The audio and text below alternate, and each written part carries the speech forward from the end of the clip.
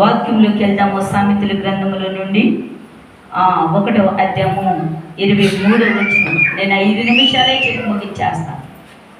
5 నిమిషాలే చెప్పి ముగించేస్తాను. హల్లెలూయా. 23. నా గద్దింపు విని తిరుగుడి, ఆలకించుడి.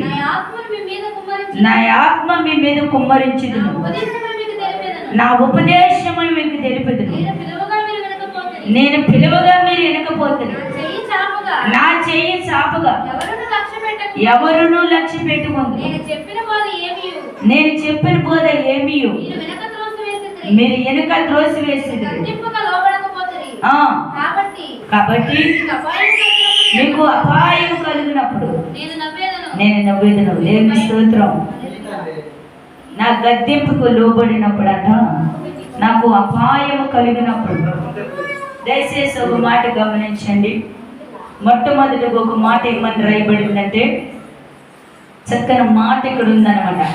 నా గద్దెంపుకు మీరు ఎప్పుడైతే లోబడతారో నా ఆత్మ మీ మీద కుమ్మరించెదను. హల్లెలూయా.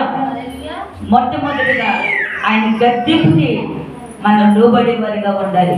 ఆయన గద్దెంపుకి మనం ఎప్పుడైతే లోబడతామో సమస్తము కూడా నా దేవుడు కార్యములు చేయటం ప్రారంభించగలుగునుగా.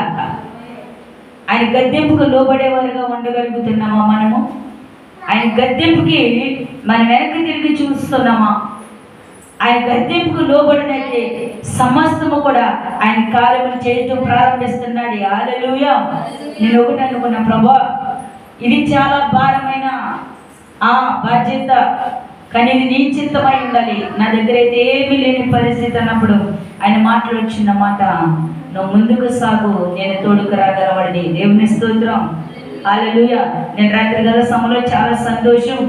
ఆసనగూడ ప్రాంగణానికి మన దగ్గరకు వచ్చిన పిల్లల దగ్గరికి నేను మీటింగ్ అని చెప్పడానికి వెళ్ళినప్పుడు మరి వాళ్ళ దగ్గర చక్క డాక్టర్ ఉంది. వాళ్ళు అన్నారు, 2 దినాలు మీ దగ్గరే ఉండి మేము ఎట్టు కిరాయి అయినా మానివేసి సమానం తోలుతంలో కానీ ప్రతి విషయంలో కూడా మా డాక్టర్ మీ దగ్గర వచ్చి నేను కూడా వస్తాను, నా చెయ్యి కూడా అందిస్తానన్నారు. దేవుని స్తోత్రం. హల్లెలూయా. నేను అనుకున్నప్పుడు నాకు చాలా దుఃఖం అనిపించింది. నిజమే ప్రభువా, నువ్వు నిలబడు కార్యం చేయగలవాడిని అన్నావు, కానీ నాకు తెలియని పిరిక మనసు వచ్చేసింది. ప్రభా ఇది ఎలా సాధ్యము అన్నప్పుడు నువ్వు ఎందుకు భయపడుతున్నావు అని దేవుడు నాకు వాగ్దానం చేసిన నమ్మదగిన దేవుడు. దేవుని స్తోత్రం. అందుకే నా గద్దెంపుకి ఎప్పుడైతే లోబడతారో